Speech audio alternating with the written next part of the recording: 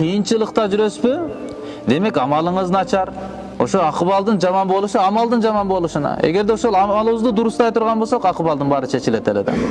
Таква адамдарга жолдун ачылышы бар.